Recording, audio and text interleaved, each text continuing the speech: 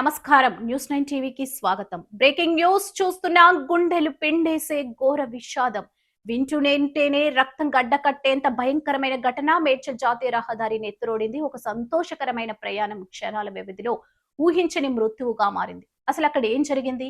కళ్ళెదుటే మృత్యు దూసుకొస్తే ఆ క్షణం ఎలా ఉంటుంది? కరీంనగర్ నుండి హైదరాబాద్ కు ఎంతో ఉత్సాహంగా తమ పనుల నిమిత్తం కారులో బయలుదేరింది ఆ కుటుంబం. కారు సాఫీగానే వెళ్తుంది. ఇంకొద్ది సేపట్లో గమ్యస్థానం చేరుకుంటామనుకున్నారు. కానీ వారికి తెలియదు మృత్యువు లారీ రూపంలో తమ కోసం పొంచి ఉందని. మేడ్చల్ పోలీస్ స్టేషన్ పార్టీలోకి రాగానే హైవేపై ఒక్కసారిగా పెను విధ్వంసం. అవతలి వైపు నుండి దూసుకొస్తున్న ఓ భారీ లారీ డ్రైవర్ నియంత్రణ కోల్పోయి ఏకంగా డివైడర్ దూకి గాల్లోకి లేచి కరీంనగర్ నుండి వస్తున్న కారు మీదకు మృత్యు పాశంలా పడింది. తప్పించుకునే అవకాశం లేదు. కనీసం ఏం జరుగుతుందో అర్థం చేసుకునే లోపే జరగాల్సిన ఘోరం జరిగిపోయింది. కారు పూర్తిగా నుజ్జునుజ్జైంది. రేకుల డబ్బాను నలిపివేసినట్లుగా కారు బొమ్మలా మారింది. ఆ కారులో ఉన్నది ఒక తండ్రి, ఒక తల్లి, వారి చేతికొచ్చిన కొడుకు.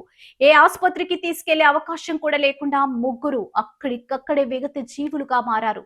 ఉదయం నవ్వుతూ ఇల్లు దాటిన ఆ కుటుంబం ఇప్పుడు రక్తపు మడుగులో వికత జీవులై పడి ఉన్నారు.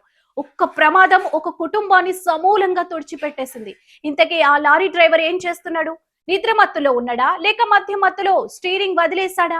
డివైడర్ దాటి వచ్చి మరి 3 ప్రాణాలను బలి తీసుకున్న ఆ రాక్షస లారీ వెనుక ఉన్న నిర్లక్ష్యం ఎవరిది?